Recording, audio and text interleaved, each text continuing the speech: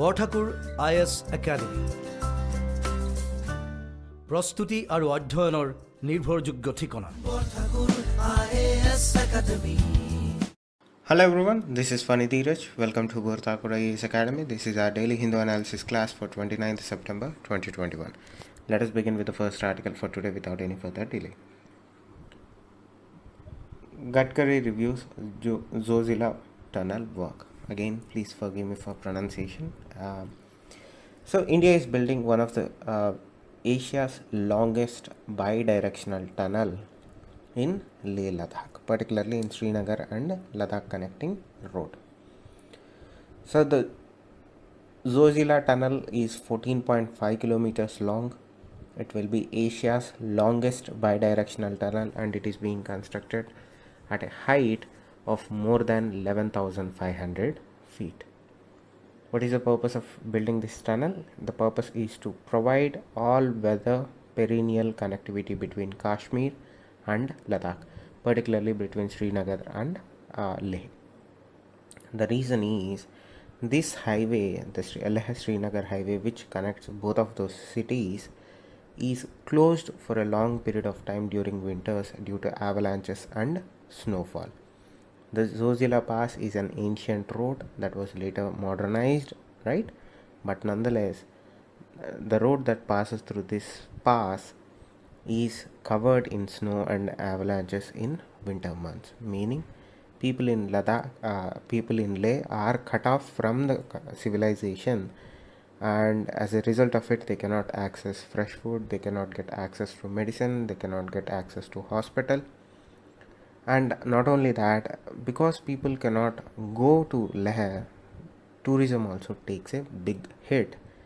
As a result of it, their economy, the local economy which thrives on tourism, economy or income in those areas come from tourism. When the road is closed, when the entire region becomes inaccessible, there is no scope for tourism to take place. As a result of it, their economy, the local economy takes a hit. Along with it, people's ability to earn a respectable livelihood also is taken away, pushing them more into economic strife. This tunnel, when completed, will ensure round the year access to Leh from Srinagar. That highway will remain open. As a result of it, irrespective of what the weather is, irrespective of how the conditions are, people can move to and fro from Srinagar to Leh, along with it goods, along with it tourists, because recently government of India announced that they are also going to develop a city in the likes of Davos, which is again dependent on snow. So they are trying to build a city to improve tourism in those regions even during winter months. Again, the Zojila tunnel is being built in Zojila Ghat between Sonmarg and Kargil. So this is very strategically important tunnel. This will certainly give a boost to not only the tourism, not only the local population, but also to our armed forces, right? Because it becomes a critical asset for armed forces to move men, equipment and whatever resources that they need to support our borders, right? So this is again given the recent context with China, with the Pakistan on the other side, particularly China in the recent aggressions. This road becomes a very important military asset. Though it is being built for civilian purposes, underlyingly it is a from strategic point of view, it is a critical asset for armed forces. So again, it is a system of two tunnels. Particularly the first one is the Zojila tunnel, which is Asia's longest, right? But not only that, there is one more tunnel down the lane much before Sonmarg, which is Zimor tunnel. Again, please forgive me for the pronunciation. Now this tunnel is being developed at Sonmarg, where it will again provide all weather connectivity with Srinagar, allowing it to remain open to tourists all year around. So again, these two tunnels work in tandem and ensure that critical path, that critical road, not only for civilian population but also for strategic importance, will remain open all year around, irrespective of weather conditions, whatever they may be. So now the government is thinking about expanding the tunnel. See, currently it's a bi-directional tunnel, but it is a single tunnel. Now the tunnel is being upgraded to not only build an escape tunnel but also build similar other tunnel next to it, so that to support the future needs. Right, once traffic increases, once the users increases, 20 to 30 years down the lane, there might be a need for another tunnel, and so that is why the government is considering building one more tunnel. But as far as now, a supplementary escape tunnel is being built. So this utility or escape tunnel is being built alongside the main tunnel, which though increases the cost but will certainly help in cases of disasters or mishaps. This will act as an escape tunnel for people who are trapped inside the tunnel if and when things go bad. As far as the distance thing is concerned, it takes currently 3.5 hours to travel between Srinagar and Ladakh. Once this tunnel becomes operationalized, the time travel will be reduced to 15 minutes. Right? Again, the project, as I said, includes a 17-kilometer approach road on the either side of it, and on the front of it from Srinagar side or Sonmarg side, the Zimor tunnel is also being built. So this is again Zojila tunnel, which is Asia's and India's longest bi-directional tunnel that is being built in Leh Srinagar highway. So moving on to the next article, bureaucracy's digital challenge. Now, one of the biggest challenges that this article discusses about is bureaucracy and social media. So this is important for GS2 and again GS4. From that perspective, we are going to discuss this article in a bit of detail. So it is an understatement to say that Indian bureaucracy is going through a phase of rapid transformation. One of those areas where bureaucracy is going through transformation or transforming itself is in the area of digital media, that is social media. Not only that, Indian bureaucracy is kind of finding its own footing in the sense that whatever the conventional methods were being deployed or used in the past no longer hold true in this current age and time. As a result of it, they are also being forced to change, what do you call it? They are also being forced to adapt to times is the right word to be used here. So the author of this article is simply saying that the biggest challenge today for the Indian bureaucracy is the shift from desk to digital, where we are seeing not only digital technologies being adopted in terms of office work in every aspect of their work. How they communicate, how they function, everything is digital right now, and their job has essentially become from a desk job to a digital job. They are no longer tied to the office, they are no longer limited by the office. They can carry out their work anywhere at any time if they want to do so. So that is the one thing that we have to remember. There is a lot of transformation that is happening inside the bureaucracy, particularly Indian bureaucracy, right? Now, the shift is not only limited to transition towards e-office. As I said, the transition is not only taking place in the e-office or e-governance ecosystems, but also in how bureaucratic responses are happening in digital spaces too, particularly using social media. You are seeing a lot of interaction taking place between bureaucrats, that is civil servants, future you, and civilian population, not only civilian population but also through other institutions. Not only this institutional or this organizational response that generally tend to happen through paper or through proper mediums is happening in digital spaces.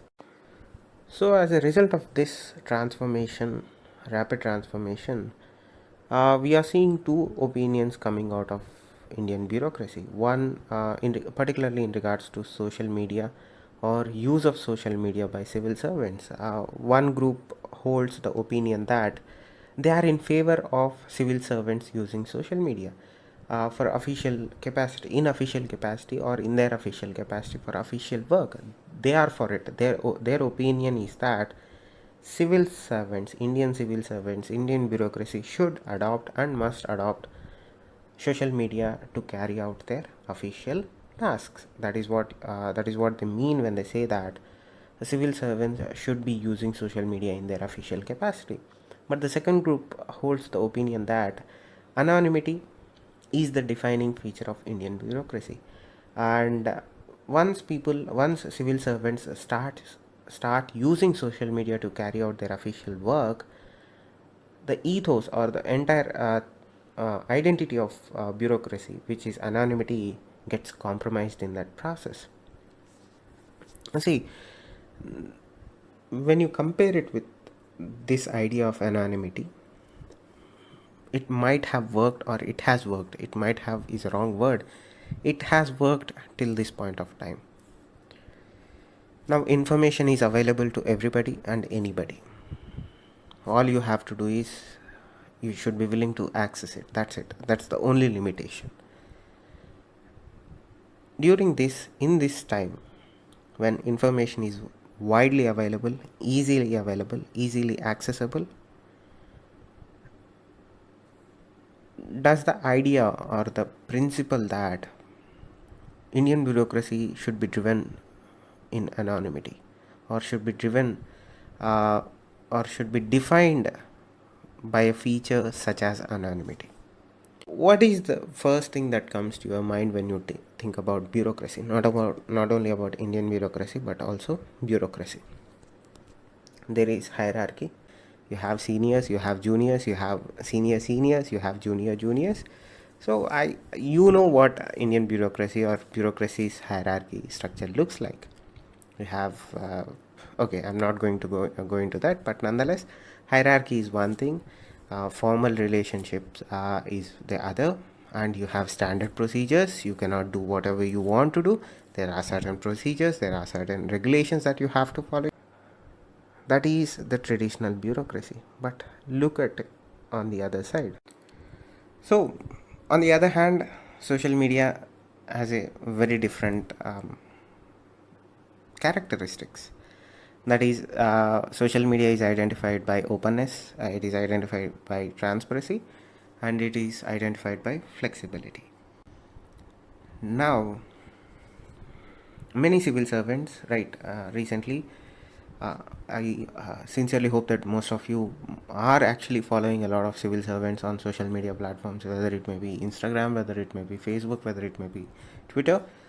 You are seeing civil servants becoming accessible to common people, right? You are seeing civil servants using social media platform as a tool for public service.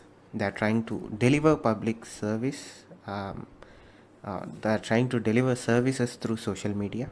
They are trying to address social issues through social media.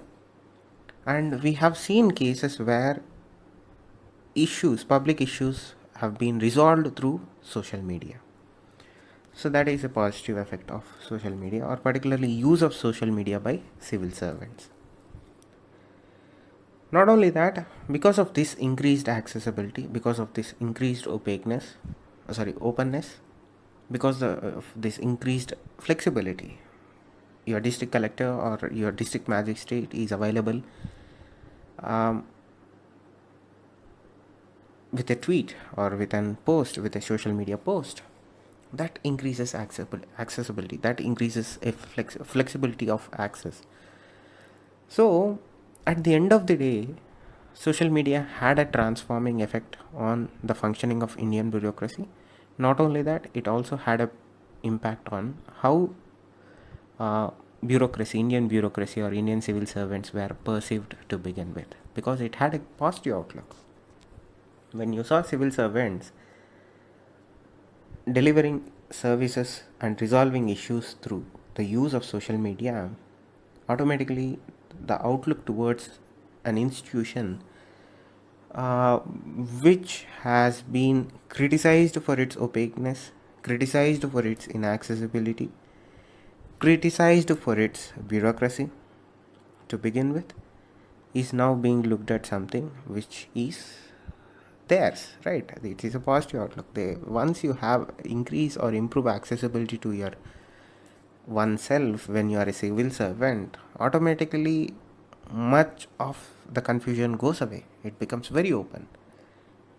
So, because of this, it created a positive outlook towards the institution which was perceived in a negative light earlier.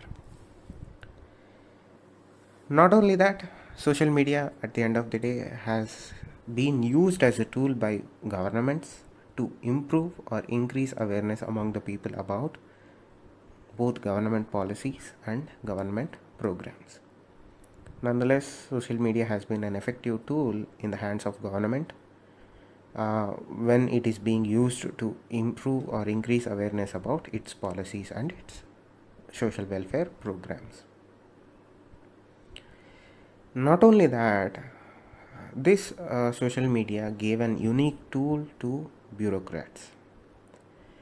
This provided them with a tool through which they can shape the public discourse, meaning they can shape how public perceive something, how public receives some information or some new idea.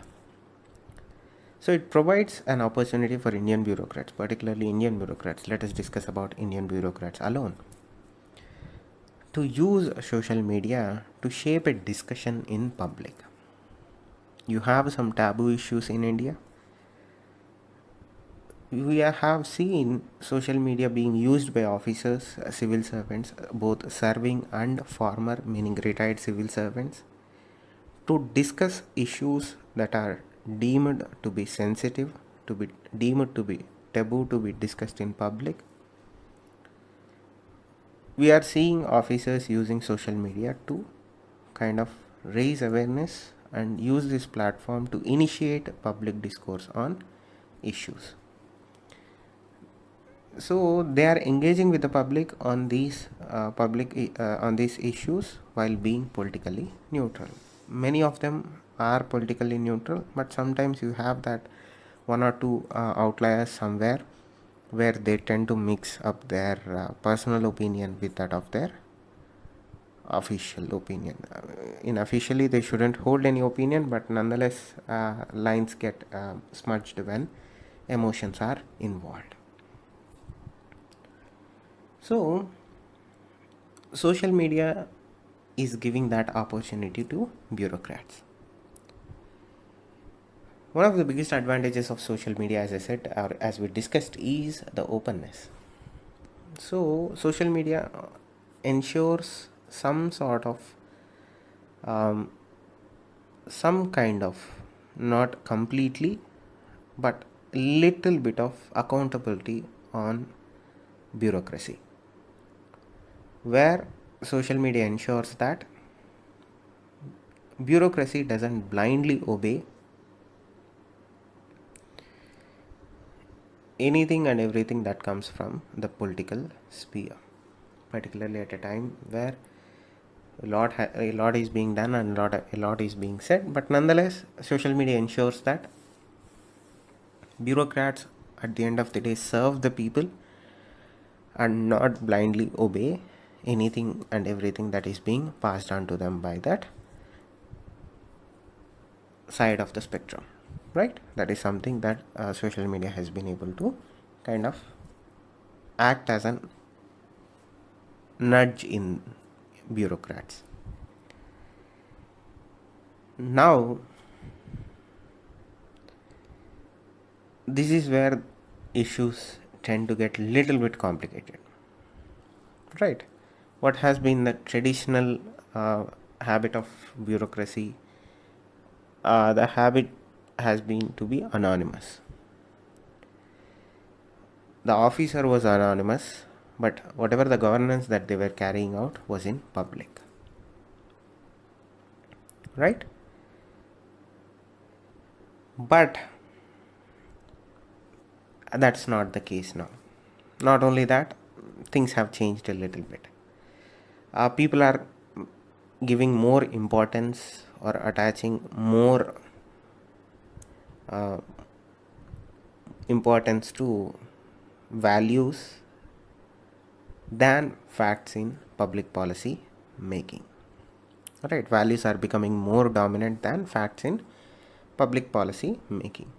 See, to make it clear, to make this statement clear, an individual's values or a group of people who are holding certain values, those values are becoming more dominant than true facts or real facts in public policy, right? Or at least in public policy making. And you have bureaucracy on one side, which is expected to be the epitome of public values, and storehouse of facts. When you hold that true, the idea of governing from anonymity shouldn't be expected. So, the use of social media is gradually getting institutionalized, right? Particularly many Westminster system based countries, British systems. Don't worry about it. Westminster, insert British here. British system based countries. India is a Westminster system based country. Bureaucracy is kind of what is one of the dissidents of colonial past, right?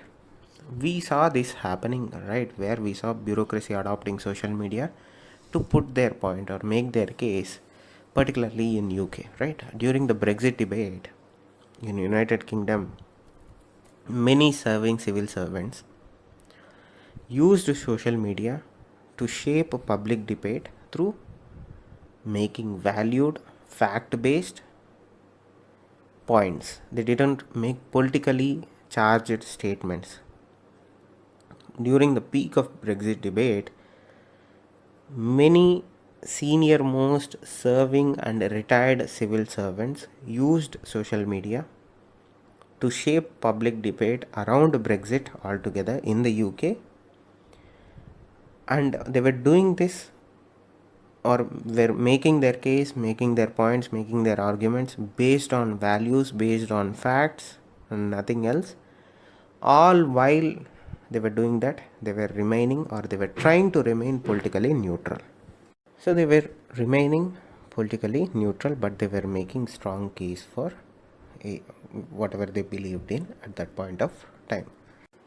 Coming back to anonymity and opaqueness, though these features have been to an extent watered down through acts such as Right to Information Act of 2005, but still they continue to be a little bit of a prominent features of Indian bureaucracy.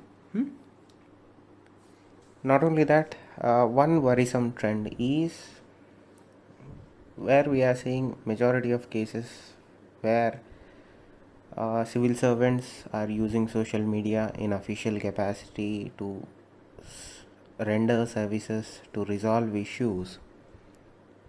The worrisome or the other worrisome trend that we are seeing apart from anonymity and opaqueness in Indian bureaucracy is small portion or a small section of Indian bureaucracy using social media for self promotion.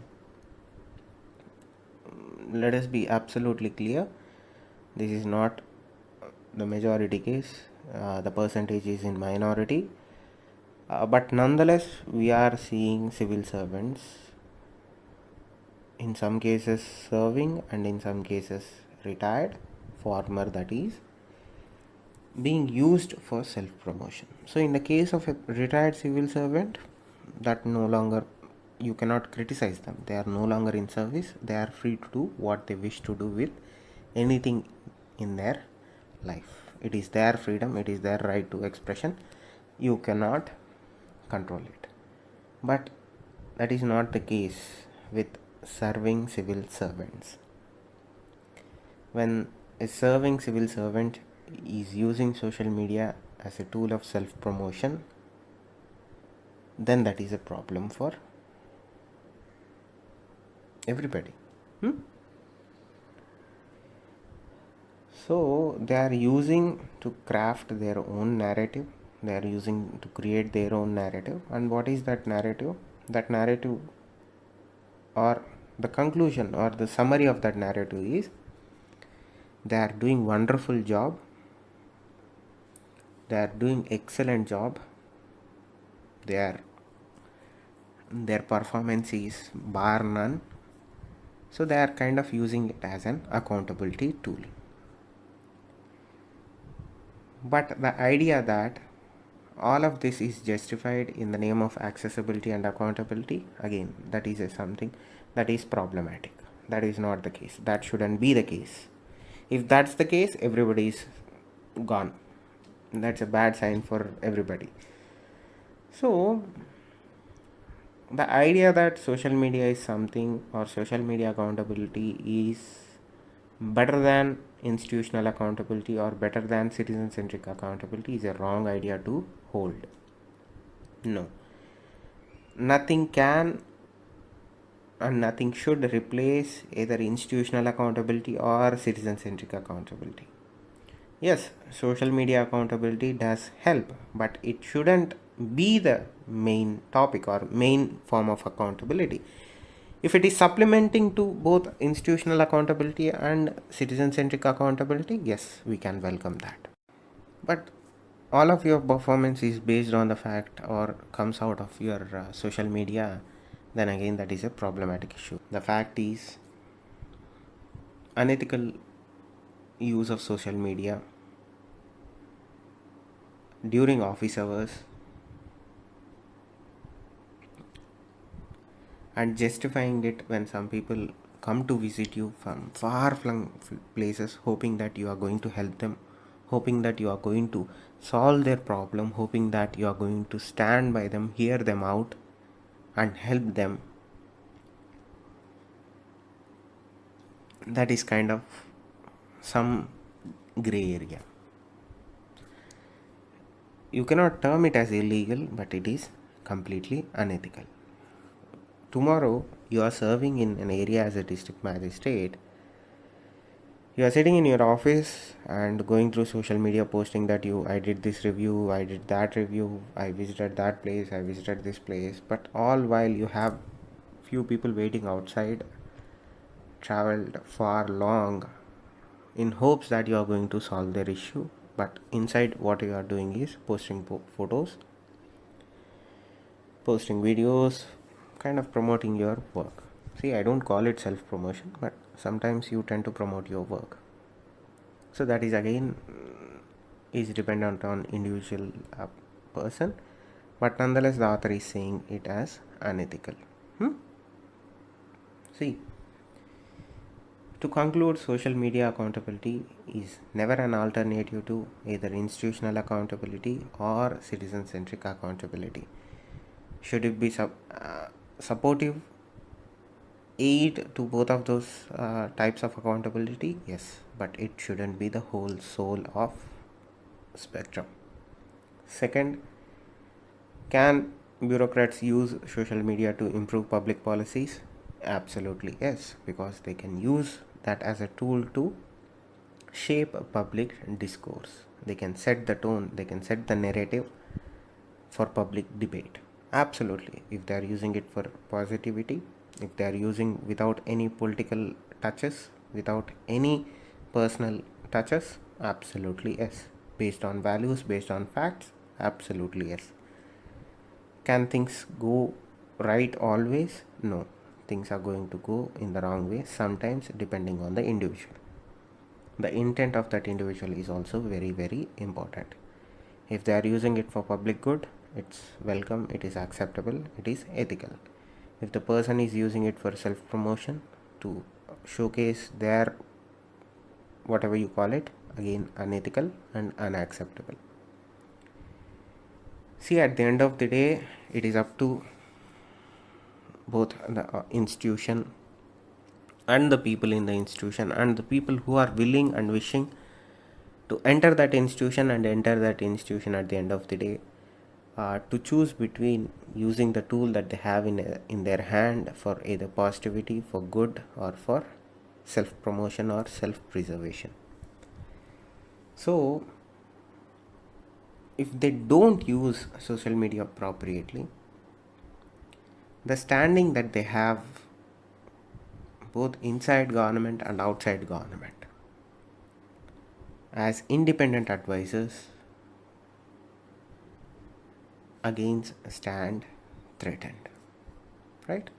So it is a double-edged sword, right? At the end of the day, what social media is a double-edged sword. For it is a double-edged for a common civilian.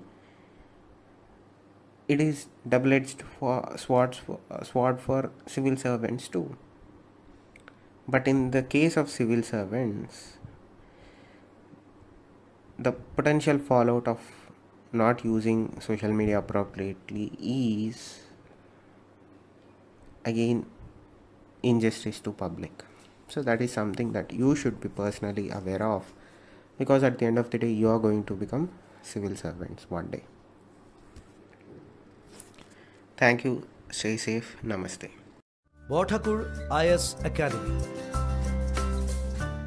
প্ৰস্তুতি আৰু অধ্যয়নৰ নিৰ্ভৰযোগ্য ঠিকনা। Borthakur IS academy.